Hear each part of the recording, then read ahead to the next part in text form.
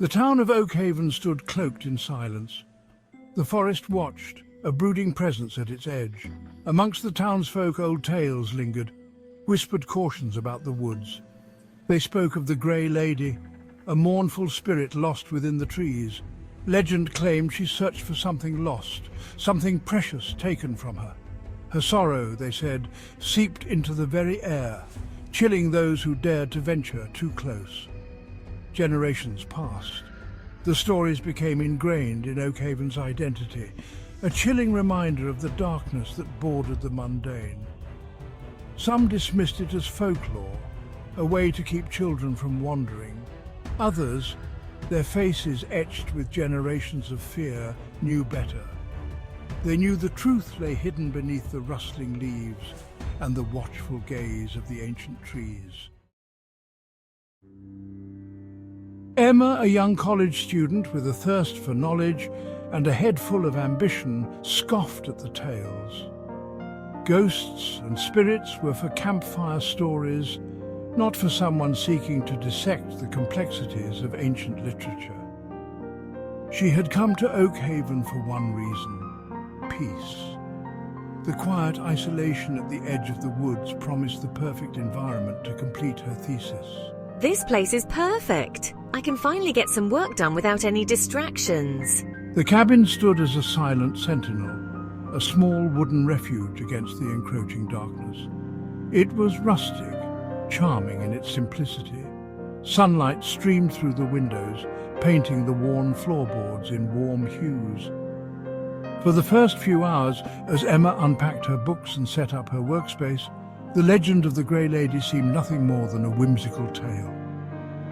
A ghost story to add a touch of ambience to her secluded retreat. Little did she know the silence held secrets. The peace was a prelude to an unnerving symphony of fear. The first night descended like a shroud. Wind howled through the trees, a mournful symphony that sent shivers crawling down Emma's spine. Shadows danced in the corners of her vision, elongated and distorted by the flickering candlelight. A sense of unease crept upon her, a primal instinct whispering of unseen eyes. It's just the wind, Emma, just the wind. A floorboard creaked above her head. It was an old cabin, she reasoned, settling back into her work. Old houses groaned and sighed with the wind, yet the hair on the back of her neck prickled with a chill that had nothing to do with the night air. Something was wrong. She could feel it in the stillness that followed the wind's retreat, in the way the shadows seemed to deepen and coil around the room. Sleep, when it finally came, was plagued by unsettling dreams. Images flickered behind her eyelids. A woman in grey, her face obscured by mist, her eyes burning with a sorrow that echoed through Emma's very being. She woke with a gasp, her heart pounding against her ribs. The cabin was freezing, the air thick with an unnatural chill. What is happening? The window, she could have sworn she'd latched it shut, swung open with a groan. A gust of wind, colder than the autumn air had any right to be, swept through the room. It carried with it the scent of damp earth and something else, something akin to decaying flowers, and whispered apologies. Before Emma could convince herself it was just the wind, she saw it. A fleeting glimpse of movement at the edge of the woods, a figure shrouded in grey mist, watching. Days turned into a blur of fear and paranoia. Objects moved inexplicably. Whispers seemed to emanate from the very walls. The Grey Lady, once a figment of local lore, became a tangible presence, a spectre that haunted Emma's waking hours and tormented her sleep. I kept catching glimpses of her in the periphery of my vision, just a fleeting impression of sorrow and longing. One evening as she brushed her hair, she saw her. Reflected in the old tarnished mirror above the dresser, a figure stood behind her. The Grey Lady. Her eyes, they locked on me with such an unnerving intensity. Her face, though obscured by a veil of mist, held an expression of profound sadness. The Grey Lady's presence was no longer just a story. She was real, and she was here. Terror threatened to consume Emma. She tried to rationalize the events, to cling to her skepticism, but the evidence was inescapable. This was not her imagination. This was real, and it was happening to her. I couldn't deny it anymore. This was real, and it was happening to me. One night the Grey Lady materialized before her. No fleeting glimpse, no reflection in the mirror, but a solid being of mist and sorrow. My loss. My love was torn away. I search, but I cannot find. Her voice, when she spoke, was a whisper of wind chimes and rustling leaves. She spoke of a loss, a love torn away, a desperate search for something she couldn't find. I was caught between terror and a strange empathy, drawn into her grief. Emma, caught in the spectre's sorrow, felt an unexpected connection. The Grey Lady's plea was more than a haunting. It was a cry for help. Section 7. The forest holds its breath. The Grey Lady's sorrow was a tangible thing. It permeated the cabin, seeped into Emma's very bones. I wanted to help, to ease the spirit's torment, but the language of the dead, it was a mystery to me. The forest, she realized, was the key.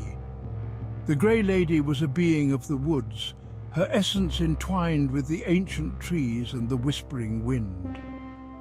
If Emma was to help, she needed to venture into the heart of the forest, to the source of the spirit's pain. The thought terrified her, yet a strange sense of responsibility, of empathy for the Grey Lady's plight outweighed her fear. Section 8. Flight through the trees. Panic seized Emma. She understood now. She couldn't help the Grey Lady. This was a pain that ran too deep, a loss that echoed through time. The only escape was to leave. I fled the cabin, my heart pounding against my ribs like a trapped bird. The forest seemed to reach for her, branches snagging at her clothes as if trying to hold her captive. She could sense the Grey Lady's presence behind her, a cold whisper against the back of her neck. Her car, parked at the edge of the woods, seemed miles away, a beacon of hope in the encroaching darkness. Section 9. Scars on the Psyche. Emma never returned to Oakhaven. The experience left an indelible mark on her psyche, a chilling reminder of the darkness that lurked beneath the surface of reality. The quiet town, once a symbol of peace and solitude, now represented a profound terror she couldn't shake. I tried to move on, to bury the memory of the Grey Lady and the haunting in the cabin. But some wounds, I learned, ran too deep. The forest had claimed a part of her, just as it claimed the Grey Lady. She knew with chilling certainty that the spirit still searched within those woods, her mournful cries carried on the wind.